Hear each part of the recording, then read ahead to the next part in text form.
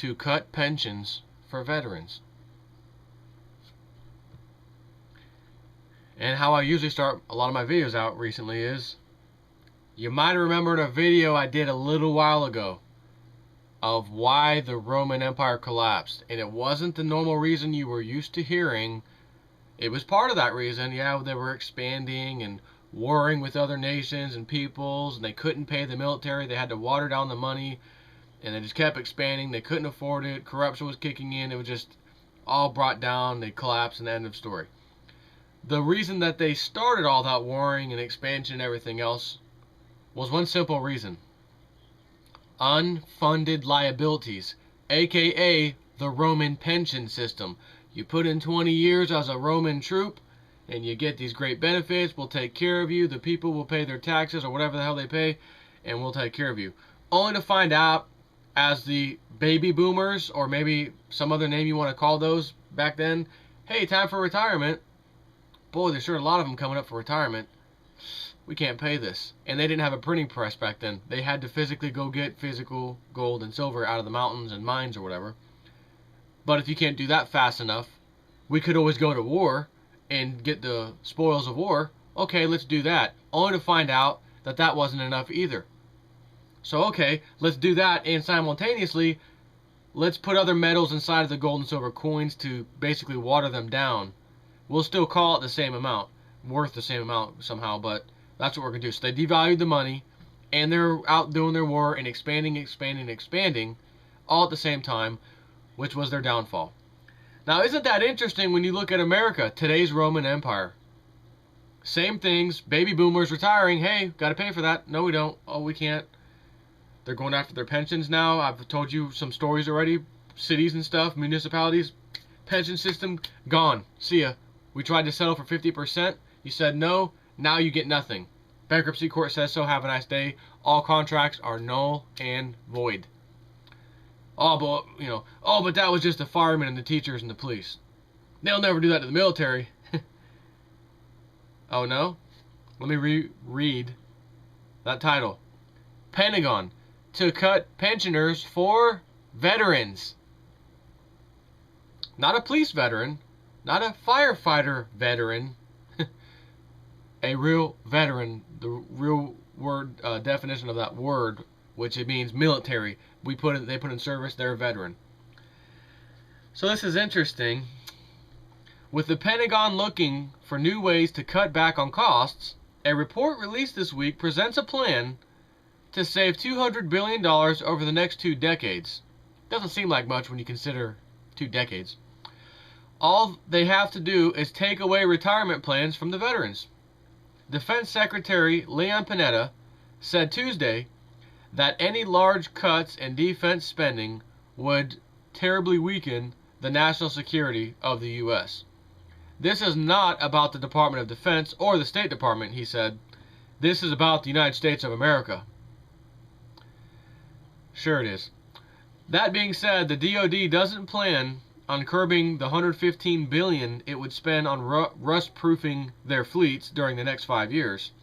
Sure, the Pentagon announced this week that they would be investigating the Defense Advanced Research Projects Agency, also known as DARPA, to make sure they aren't abusing the government funding that makes up their multi-million-dollar contract. No, you wouldn't catch DARPA, cutting corners and spending more and taking from the government. No, they never find that. Nah.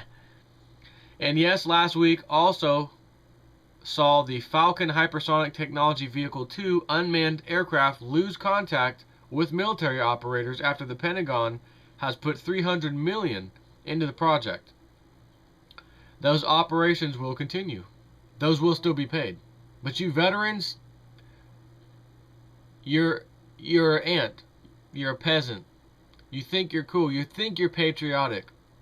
As Henry Kissinger said out of the words out of his mouth, and I don't remember the exact quote, so bear with me, something along the lines of military men are just stupid behemoths, whatever, used for geopolitical purposes and nothing else.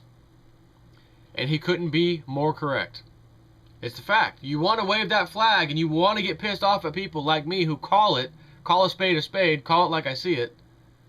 with backup, with proof. Here it is. I'm reading it to you. And other videos I've done, proof beyond all doubt, that you are being used and abused. You are absolutely not, in any way, shape, or form, fighting for freedom. They keep us free. They're over there fighting for our freedom. They're over somewhere else fighting for some other cause for our freedom here. We're going after Gaddafi in Libya for our freedom here. We went after Saddam Hussein because they told us he had weapons of mass destruction when he didn't. And then after the fact, after it's done and his complete country is in complete utter chaos and collapse, yeah, there was no weapons of mass destruction. But that's okay, because BP, Shell, Exxon, they got the prime oil locations with the most oil pumping out for them. So there's more proof that you're not fighting for freedom. You're not fighting for any other cause than the financial conglomerates, military-industrial complex / banking complex / oil cartels, which are all in the same group. The proof was right there. Who got the contracts? Did they have the contracts before we went over there? Not only no, but hell no. Did they have the contracts while we were still there fighting for freedom? No. But after we finally said, hey, Obama announces we're pulling out 50,000 troops and this and that, within 24 hours of that announcement, within 24 hours or so, maybe it was 2 days, 1 or 2 days, the big 3 oil companies get the contract in Iraq. The prime contract, the primo, the nice one. Or ones, there's several. Now, what are the chances of that? Oh, well, you guys are all fighting for freedom, but while you're fighting for freedom, we're going to let Exxon and them come on over here. Oh, okay, great. They're going to probably charge Iraq and some of these other countries over there more money to pull it out of the ground to give to the United States, right? I mean, right? Because we just spent $1 trillion in these wars over there over the last 10 years. And we were told that the revenues from Iraq, somehow that got into the news back in the day, that they were going to pay us with these oil revenues. So since that didn't quite happen and you guys are on top of the oil now, you're going to give us somehow some of that profit to the United States government, the citizenry, the peasants, right? Oh, no, sorry, wrong word. Taxpayer. Or no, sorry, wrong word again. Consumer. That's it. We're not a peasant anymore. We're not a taxpayer anymore. We're just a consumer. And if you look around at society, that might be a pretty accurate name. Just gonna throw that out there. So, anyways, let me read this. Under current military procedure, U.S. vets stand to receive a retirement income of half of their salary after completing 20 years of service in the armed forces. So you put in 20 years, and whatever pay rate you get half of that after you serve 20 years. So if you join the military at 20, serve for 20 years, you're 40 years old, nowhere near retirement age, you can collect half of your salary as a pension. And you can go get a regular job or any other job and get that income too. But in your mind, hey, I'm a patriot, I'm a warrior, I fought for freedom, I deserve something, I was promised this pension, you're not fighting over there, I am, and I lasted 20 years, I'm getting mine. So why would they have to make, if you're so patriotic and you want to go fight for freedom, why is a system like that in place in the first place, where you need to put in 20 years to get half your salary the rest of your life, I guess, in a pension? Boy, that's pretty lucrative. Man, that sounds really good. So, again, if you just want to be a patriot, why do they have to throw that out there as a little bonus? Because they want to pull you in with that little bonus, just like they wanted to pull all of us in with Social Security. No, it's fun. It's a fund by itself. You put into it when you go to retire. It's there sitting for you. It's a little nest egg we're keeping over here for you. When we all realize now, finally, they've been raping and pillaging that nest egg since it first began. So on top of that, you had income tax also. So you have income tax law, and you have this new Social Security law that's been dumped on us for, 70-year, or I don't even know how many years it is, to tell you the truth, a long time. And what did we see with the pension systems locally? Null and void, bankrupt, have a nice day. And then we see retirement age. We're going to change the retirement age on people, so that hopefully a lot of people die off before they can collect that retirement age. But wait a minute, why do you have to change the retirement age if this nest egg, Social Security, has been in existence since that person or these people have been working? What's the point of that? Because it's not there. And again, so let's take it to the next level. We're going to change the rules on retirement for veterans in the little pension system. Unbelievable. So, under the current system, they have to complete 20 years, whatever. A 24-page presentation outline this week, however, proposes something drastically different.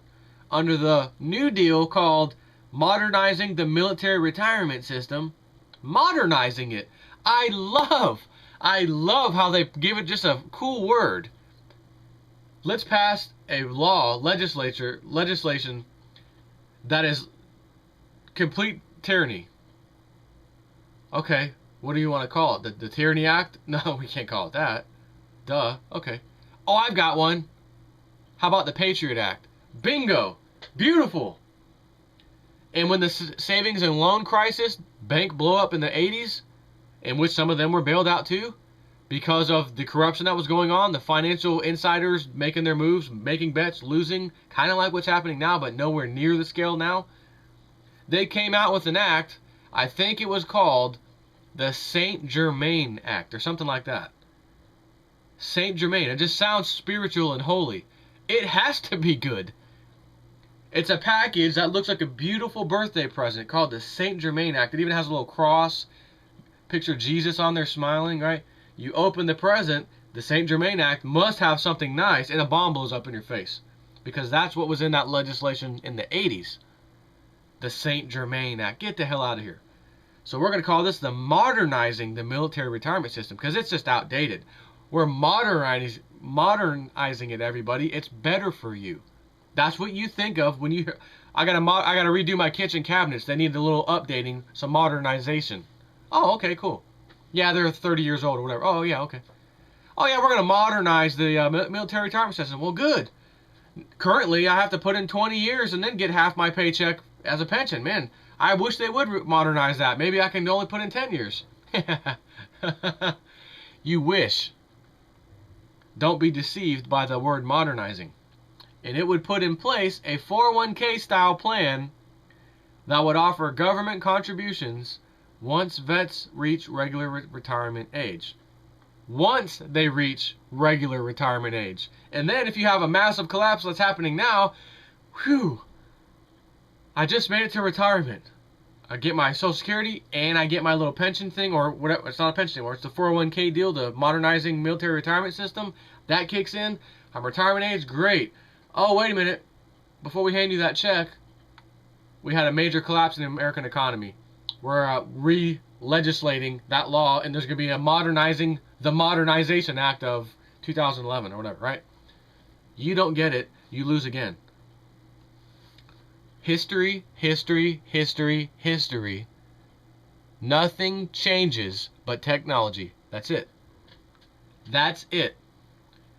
Why do you think this type of history that I'm talking about in the Roman Empire and even banking from 100 years ago, none of this stuff, for some reason, doesn't make it into the history book at your child's school, public school system, college system? It's not there. Doesn't exist. So they're leaving out purposely very important key parts of history on purpose. And the rest of us go to school to say, well, I want to go learn some history. And they hand you this beautiful book. This beautiful book. History book. What was that? What was that great? I remember Curtis Mathis, or Curtis Mathis, something like that. All the books I ever got in school. I remember that name. Curtis Mathis, such and such, volume 1 and whatever, second edition, English, whatever. Who the hell is Curtis Mathis or whatever? And who is telling them what to put in these books? Where does that come from?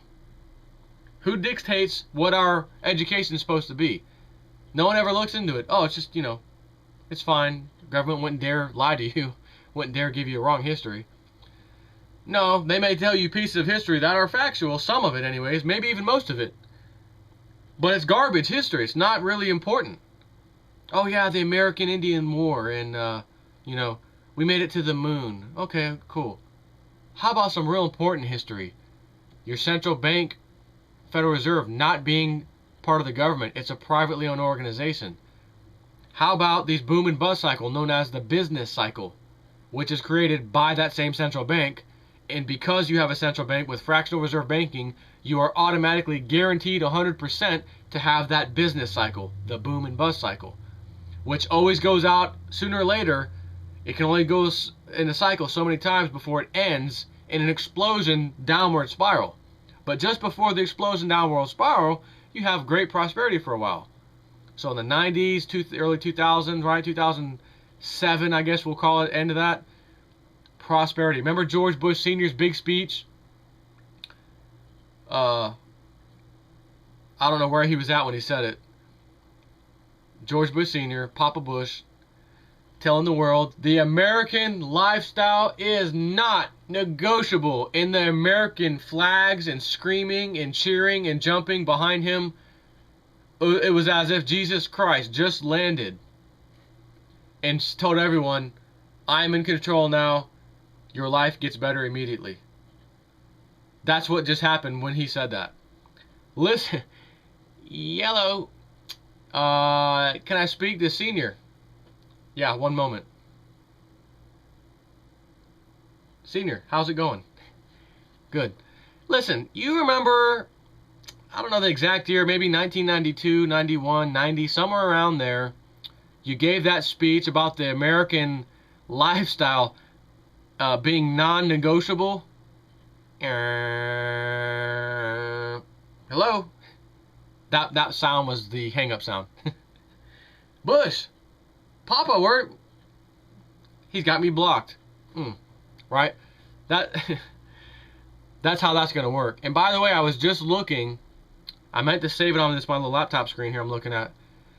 An executive order that was written by Papa Bush. 1992, he wrote it. Matter of fact, I have it in an email. Stand by. This is pretty important, actually. You'll want to hear this.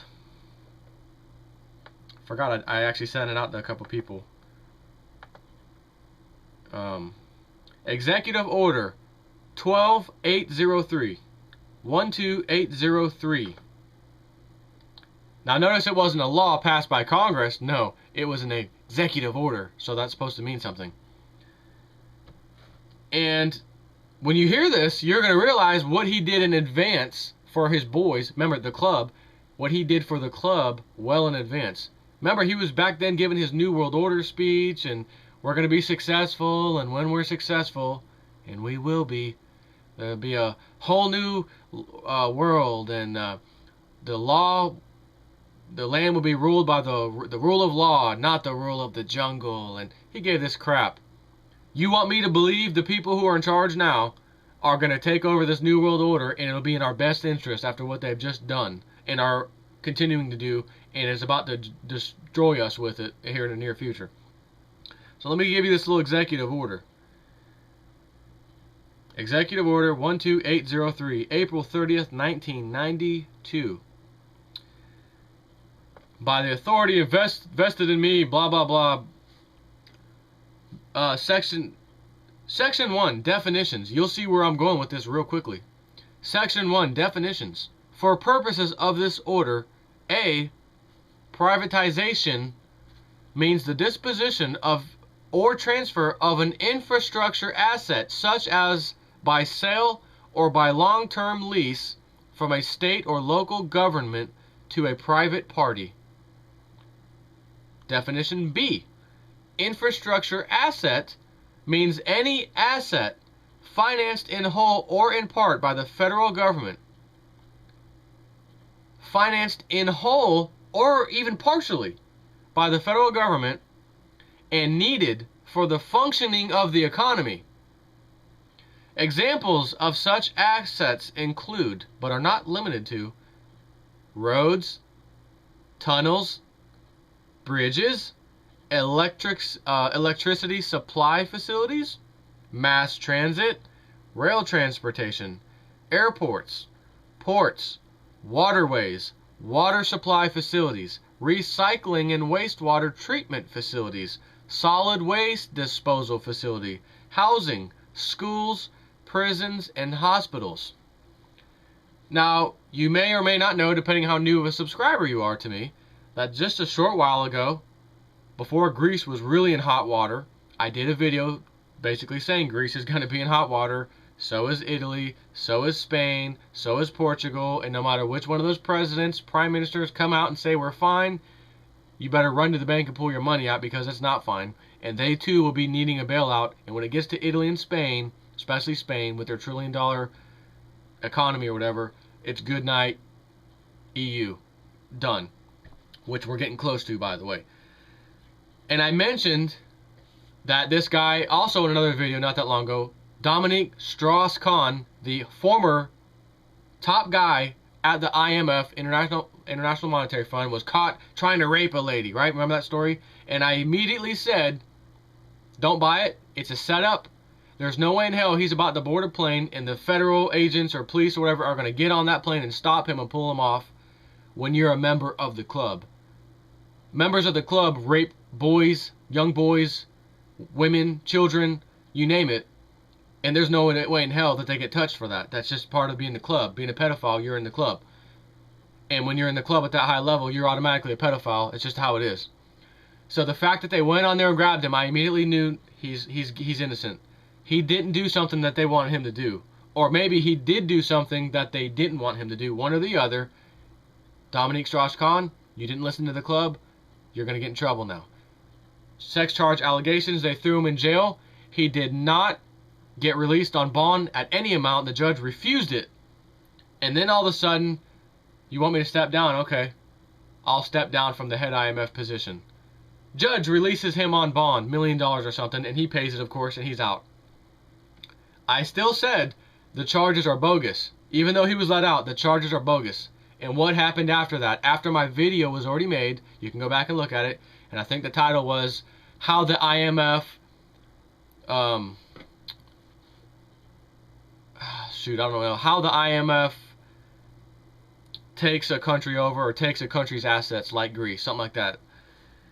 And I also said, by the way, there's this lady from France, finance minister or something, her name's Christine Lagarde, and she's out in front of the camera saying, we need Greece to go ahead with privatization and start selling off their assets to pay for this bailout.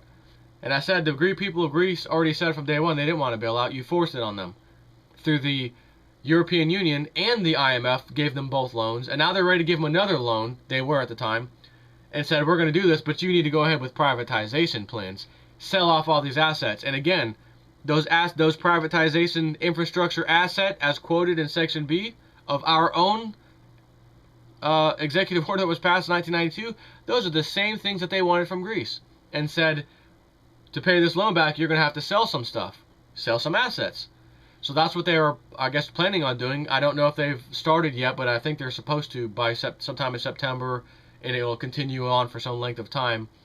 I don't know that the people will put up with that or not. We'll find out. But I told you how that would roll out. It's exactly how it rolled out. I told you this in advance. Why? Because I study this stuff, and I know how these people operate. It's that simple. Nothing more. I'm not some genius. So here we are, and this thing's way under the rug. This is 1992. I wasn't even in high school yet, okay? I graduated in 96. I wasn't even in high school yet.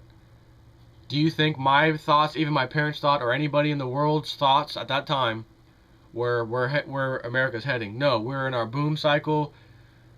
Had a little stock market crash in 2000, whatever, or the tech data bubble, whatever you want to call it, crashed in 2000. Next thing you know, stock market's not really going anywhere that much. 2005, 6, 7 kicks in. It's good night. So Bush, this is already a done deal. This is already signed. They don't have to get Obama to sign this. It's already done. It's under the radar. Nobody's talking about it. It's not on the news. It's not even on conspiracy websites for the most part. It's already done. I'm not going to read the whole thing because it's a little bit lengthy. But that's what is in this. It's already passed. Not through Congress, through simple executive order. So when America starts struggling, after I just mentioned this, they want to redo the military pension system, or whatever the hell they want to call it, the Modernization Act of 2011 or whatever. Oh, they'll do it, they'll pass it, and they'll come to the conclusion that we still can't pay our bills. Well, let's change it around again, let's change this, still can't pay our bills. Let's do this, still can't pay our bills. Okay, now what? Well, we need to sell off some assets. We've got to pay these bills. And we don't need a law. Old Papa Bush, head of the club, he already took care of this in 1992. Appreciate that, Bush. Good looking out. That's what the members of the club are going to say to him. So, I'm going to leave you now with that. Because as I said, I try to make some shorter videos to get on point. And I can't. The information that I just gave you throughout this entire video was absolutely crucial. And I don't know how I could have shortened it down any more than that. So, that's all I can do. And I hope you enjoyed my teaching tonight. Go look up that executive order yourself. It's a done deal. It's already on the books. So, I'm already prepared to start seeing America sell off that toll road, sell off that electricity company. And again, just like the same example I gave for Greece, if they are successful in doing that, you're struggling over here in America. You went from first world status to third world status. Yeah, it was incredible. No one saw this coming. All the citizens are now poor. Huh. Well, listen. Our boys bought that electric company. Matter of fact, they bought all the electric companies in your country. America, yeah. We don't deal with recessions. The club doesn't deal with recessions. You people do. And we're sorry that you're in another recession, 10 years down from now or 5 years from now, whatever. We're sorry about that, but we got to raise prices in electricity because we're not making the kind of money we like to make. Sure, all of us could retire today and spend $1 million every day the rest of our lives and not spend anywhere near the end of our fortunes.